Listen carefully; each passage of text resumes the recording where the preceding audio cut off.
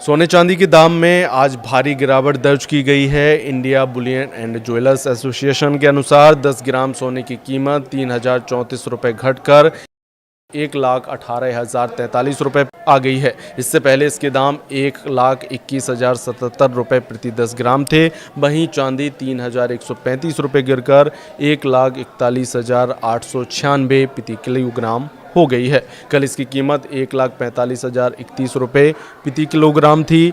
IBGA की सोने की कीमतों में 3% GST, मेकिंग चार्ज और ज्वेलर्स मार्जिन शामिल नहीं होता, इसलिए शहरों के रेट्स इससे अलग होते हैं। इन रेट्स का इस्तेमाल RBI सोवरेन गोल्ड बॉन्ड के रेट तय करने के लिए करता है। कई बैंक गोल्ड लोन के रेट तय करने के लिए इसे इस्तेमाल करते हैं। सोने की कीमत पिछले 8 दिनों में 11,541 रुपये घटकर आज 1,18,043 रुपये प्रति 10 ग्राम पर आ गई है। 19 अक्टूबर को इसकी कीमत 1,29,584 रुपये की अपने अब तक के सबसे ऊंचे स्तर पर पहुंच गई थी। वहीं चांदी 1,69,230 रुपये प्रति किलो से गिरकर 1,41,896 रुपये पर आ गई है। 27,334 रुपये सस्ती हुई है। अब सोना चांदी के दाम में गिरावट के कारण बताते हैं। दिवाली जैसे फेस्टिवल के बाद इंडिया में सोने चांदी की खरीदारी का सिलसिला थम गया। इससे सोना चांदी की डिमांड में काफ़ी कमी आई। सोना चांदी को सेफ हेवन माना जाता है, यानी मुश्किल वक्त में लोग इन्हें खरीदते हैं। ग्लोबल टेंशन के कम होने से इसमें गिरावट आई है। रैली के बाद निवेशक प्रॉफिट बुक कर रहे हैं।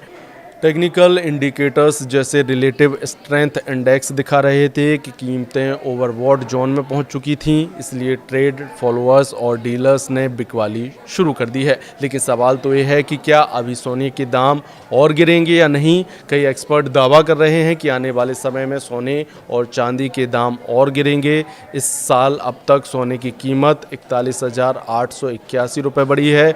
31 दिसंबर 2024 को 10 ग्राम 24 कैरेट सोना 76,162 रुपये का था, जो अब 1,18,043 रुपये हो गया है। चांदी का भाव भी इस दौरान 55,879 रुपये बढ़ गया। 31 दिसंबर 2024 को 1 किलो चांदी की कीमत 86,017 रुपये थी, जो अब 1,41,896 रुपये प्रति किलो हो गई है।